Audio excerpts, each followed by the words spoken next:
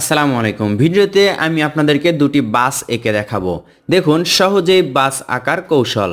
সোজা দাগ থেকে উপর দিকে তুললাম এবং এটার সাথে মিলে দিলাম। সামনের অংশ কীরকম এবং পিছনের অংশ কীরকম দেখেই বুঝতে পাচ্ছেন। এই দাগটা ডাবল করার পর এখানে আমরা গ্লাস আঁকার জন্য দাগ দিয়ে নিব। এই মাঝামাঝিতে দাগ দিচ্ছি। পেন্সিলের পরিবর্তে আমরা মার্কার পেন ব্যবহার করছি। আপনারা রাখবেন যখন পেন্সিল ব্যবহার করবেন। রং করার জন্য মার্কার পেন বা সাইন পেন দিয়ে করলে এটা সুবিধা হয়। আমরা কিভাবে করছি দেখুন, খুব ইজিলি এই সোজা একটি চাকা আঁকলাম, বাসের চাকা আঁকছি। এই নিচেও আমরা এই বরাবর একটি চাকা আঁকছি। নির্দিষ্ট মাপে আপনারা বাস আঁকতে পারেন। আপনি চাইলে এই বাসটি আরও বড় করতে পারেন, আরও ছোট করতে পারেন। এখন দেখুন এই বাসের এখানে আমরা এই বাসের গেটটা আঁকবো। যেই ভাঁজে দাগ আছে সেই ভাঁজেই শুধু ডাবল দাগ করে নিচ্ছি। উপর দিকে ঘুরে তুলে দিলাম এবং উপরে এই দাগটা মিলে দিলাম। সুন্দর বাসের গেট আঁকা হলো, উপরে গ্লাস। এবার এই দাগটাও ডাবল করলাম, নিচের দাগটাও ডাবল করব। এই তো কত সুন্দর একটি বাস।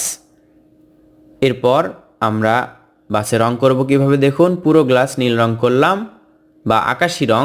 এবার লাল রং অথবা কমলা রং, আপনার ইচ্ছা মতো একটি রং নিয়ে এভাবে বাসে রং করবেন। শুধুমাত্র মাঝের উপরের যে ফাঁকা দাগটা আছে সেটা শুধু সাদা রাখবেন, ফাঁকা রাখলেই হবে। সুন্দর একটি বাসের রং করা হলো। অল্প সময়ে বাস আঁকলাম এবং রং করে দেখালাম। কৌশলটি হয়তোবা আপনাদের জন্য সহজ হবে। এবার আরেকটি কৌশল আপনাদেরকে বাস আঁকা দেখাচ্ছি। সোজা একটি দাগ দিয়ে দুটি চাকা আঁকতে হবে। চাকাটা পুরোপুরি কালো করতে হবে। এবার এই সোজা দাগ দেখুন গাঢ় করলাম, উপর দিকে একটা দাগ তুললাম। এটা আমরা স্কেল ছাড়াই আঁকছি। এটা আরও সহজ, দেখতেও কিন্তু সুন্দর লাগে। দুইভাবে আপনাদেরকে বাস আঁকা শেখাচ্ছি।